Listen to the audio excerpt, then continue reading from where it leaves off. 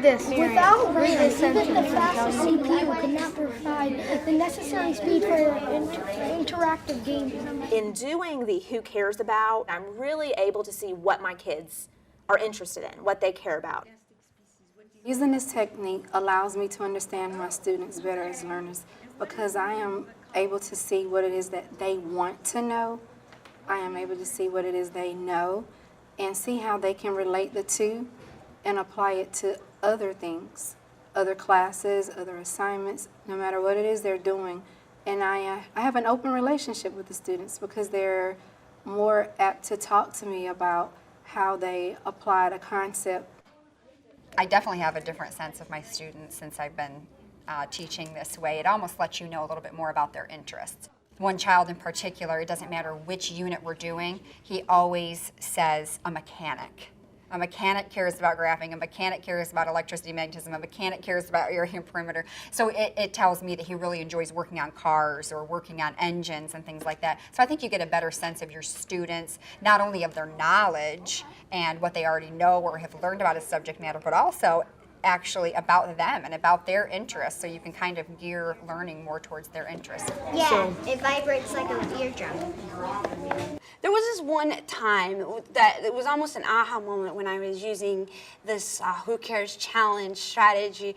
Cellular transport is such a dry topic in science, and who needs to know why things are transported and packaged and sorted and what all the different organelles and the structures of the functions of the cell is. And so I had up on the board a Who Cares challenge. It was all about cellular transport. And one of the students raised their hand and they're like, well, the UPS and the FedEx guy would need to be able to relate to cellular transport because it's all about packaging and shipping and moving things across concentration gradients, and it's kind of like trying to ship something at Christmas time when there's a lot more packages moving out that's going to use a lot more energy, maybe more stops, so more gas. And the student was really able to make something as simple and as dry as cellular transport and active transport and passive transport and whether or not it uses energy or not using energy to the postal service and the FedEx shipping industry. And I just thought that was kind of amazing for me because as a teacher, usually I try to think of all the things in my mind that are going to come up, pre-plan and be prepared for what the students are going to shoot at me. And that one even kind of stumped me, and I just thought that was amazing. That was a great moment.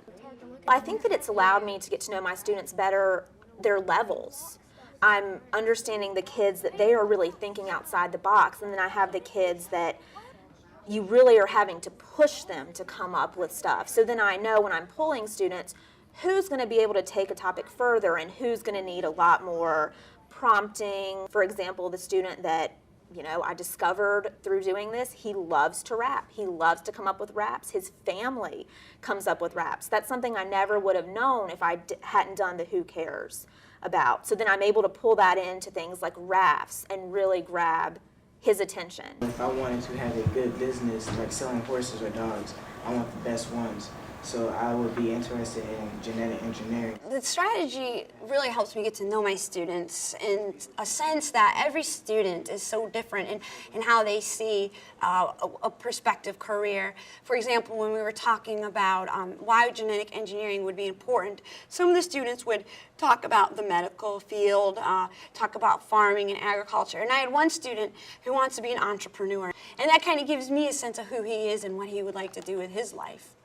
As far as formative assessment, it really allows me an opportunity to go around and talk to my students. And through talking with them, I'm able to see, are they understanding the concept? I'm really big on actually just kind of getting in there and having discussions with them.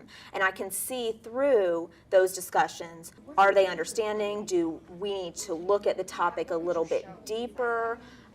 They might be out in left field, and so then we need to kind of rein them in and see where they were going wrong. I'm able to use the Who Cares Challenge to monitor student learning initially almost as a pre-assessment, because when we begin this, it's almost as a bell ringer, and it enables me to see what students have learned about a specific topic up to this point. I heard, Jorge, you said one of the things right off the bat was doctors, right? Doctors obviously need to know about genetic engineering. And using that information, I kind of can use that as a launch pad of what more I need to do. Now, when we do the who cares exploration, those are more in depth, and that's a more detailed, it may be a project, it may be an activity that spans a couple of days, and during that time, I'm able to kind of walk around and monitor what the students have, the knowledge that they've gained about a certain topic by the quality of their product, how they're able to explain what they're working on. I think that a lot of times just a multiple choice test, you can't really gauge higher content, higher order thinking skills that like you can. If a student can actually verbally express what they know about something, then the quality in that assessment is just as much as would be in a formative assessment such as the multiple choice assessments that we're so used to. What they're doing in class goes beyond their state assessment, their county assessment, and even common assessments that we have to do within the team. And so being able to monitor them to work at a higher level and then apply it to the lower levels, and they get great scores, and it's like, wow, if everyone could do this in their class at any level on any subject, all students would be able to learn. I love it, the students love it, and we have a wonderful time.